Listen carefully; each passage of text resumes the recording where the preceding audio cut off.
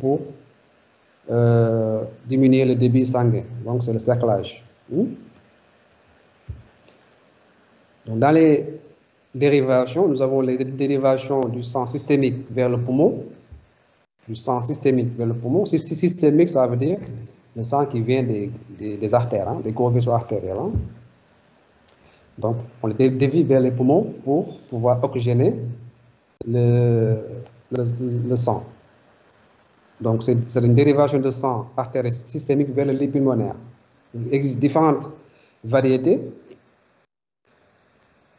parmi lesquelles les deux plus célèbres qu'on fait toujours, mais c'est la deuxième qu'on fait le plus souvent, c'est l'anastomose de Blalock Taussig. Alfred Blalock était aussi un jeune chirurgien. Elena Taussig était une pédiatre. Hein? Donc, c'est une de vos collègues qui a permis de sauver un enfant qui était atteint de Fallot, qui était bleu. Donc c'est une anosmose entre l'artère sous-clavière et l'artère pulmonaire. Donc, on prend l'artère pulmonaire, on prend l'artère sous-clavière avec du sang oxygéné, qu'on branche directement dans l'artère pulmonaire. Soit c'est l'artère pulmonaire droite ou gauche. Donc, le sang il est beaucoup plus oxygéné et il va encore oxygéner le sang systémique. Donc, vu qu'il y a eu beaucoup de complications avec cette technique, parce qu'ici, on va anastomoser directement deux vaisseaux, quand l'enfant grandit, donc ça peut entraîner une tension au niveau de l'anastomose, mais aussi, ça peut entraîner une ischémie du membre supérieur, parce que l'artère sous-clavière, elle vascularise le membre supérieur. Donc, quand on anastomose la sous-clavière à l'artère pulmonaire, on peut avoir une baisse de débit au niveau de l'artère sous-clavière, entraînant une ischémie. C'est arrivé ici. Avant, on avait un cas d'ischémie quand même du membre, et c'est très vilain hein, après, quand l'enfant va grandir. Hein. Raison pour laquelle on a adopté l'anostomose de Blalock Taussig modifié. Que vous allez voir sur le schéma. Mondialement, c'est ce qui est plus utilisé. Hein. Nous avons aussi d'autres anostomoses, le Watterson, qui a été utilisé avant, mais de plus en plus abandonné, et l'anostomose de Potts. Donc, un schéma récapitulatif. L'anostomose de Blalock Taussig classique. Donc, on branche, on coupe l'artère sous-clavière ici, parce que là, l'artère sous-clavière est continue. Hein. Ça, l'artère sous-clavière est continue ici. Donc, on l'a coupé ici, avec toutes les branches. Et là, on ramène sur l'artère pulmonaire. Donc, le sang va faire ça. Il va rentrer dans les poumons. Donc, comme on a coupé, on peut avoir une ischémie du membre supérieur qu'il vascularise. Bon. En général, il n'y a pas trop de dégâts quand l'enfant est très petit. Hein. Mais voilà, ça peut arriver. Hein. Raison pour laquelle maintenant, c'est ce qu'on fait. On interpose un tube en polytétrafluoroéthylène entre l'artère sous-clavière et l'artère pulmonaire. Donc l'artère sous-clavière continue sa vascularisation du membre supérieur sans problème. Et là, il y a une partie qui passe dans les poumons pour oxygéner le sang.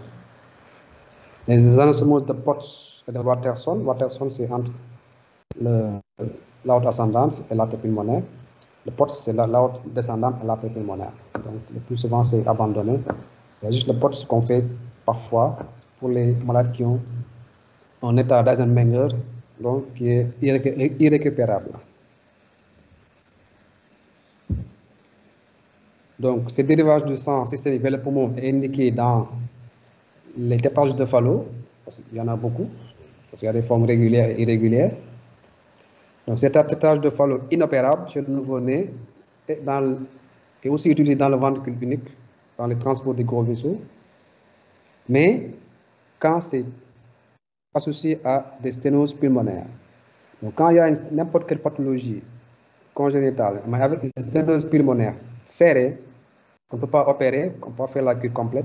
Là, il faut pallier en faisant un Blalock modifié, Blalock Taussig modifié, pour alimenter au moins les poumons, pour que l'enfant puisse survivre. Maintenant, on peut revenir après pour faire la cure normale. Quand l'enfant est très petit, on peut le faire. Mais de plus en plus, on opère les enfants très, très tôt, hein, à partir de 3, 4 mois. Donc ici, on les opère à partir de 5 kilos. Mais ailleurs, on peut les opérer à partir de 3 kilos. Hein, donc voilà.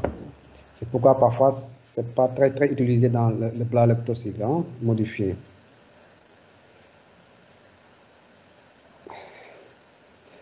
Donc, c'est dans les 3 premiers mois, en général. C'est avant 3 mois, on peut le faire. Si l'enfant est très petit, voilà, qui ne pourrait pas supporter la circulation extracorporelle, on peut faire le Blalor. Mais après 3 mois, en général, on peut le faire par CEC. Hein. 3-4 mois, on peut le faire par CEC. Ça, c'est les dérivations du sang systémique vers les poumons. Donc, il y a les dérivants du sang veineux systémique. Ici, on avait vu le sang artériel. Donc, dans le plat toxique, c'est le sang artériel, déjà, qu'on amène au niveau des poumons. Donc, c'est le plat toxique modifié. Mais dans les dérivations, on peut amener du sang veineux maintenant dans les poumons, directement dans les poumons. Hein? Ce qu'on appelle, c'est le principe de Fontan. Donc, dans les malades qui ont une ventricule unique, donc le ventricule droit ne marche pas, on va essayer d'aboucher directement le système veineux au niveau du système pulmonaire, donc sans passer par le ventricule droit. C'est ce qu'on appelle le principe de Fontan, qui va se faire en plusieurs étapes, notamment en 2 étapes le plus souvent, ou bien en 3 étapes. Mais le plus souvent, c'est en 2 étapes. Donc, c'est la dérivation cavo-pulmonaire partielle et la dérivation cavo-pulmonaire totale. Donc, la dérivation cavo-pulmonaire partielle, donc on appelle encore le glen. On va juste aboucher la veine cave supérieure à l'artère pulmonaire droite. Donc, la veine cave inférieure reste abouchée dans l'oreillette droite. Et là, on va fermer la valve pulmonaire. Parce que le but, c'est de shunter le ventricule droit, mais on ne peut pas le faire de façon aiguë. On va le faire en 2 temps. Ici, c'est jusqu'à l'âge de 3 mois. Mais après, quand l'enfant aura 1 an, 8 mois, 1 an, là, on peut faire le Fontan.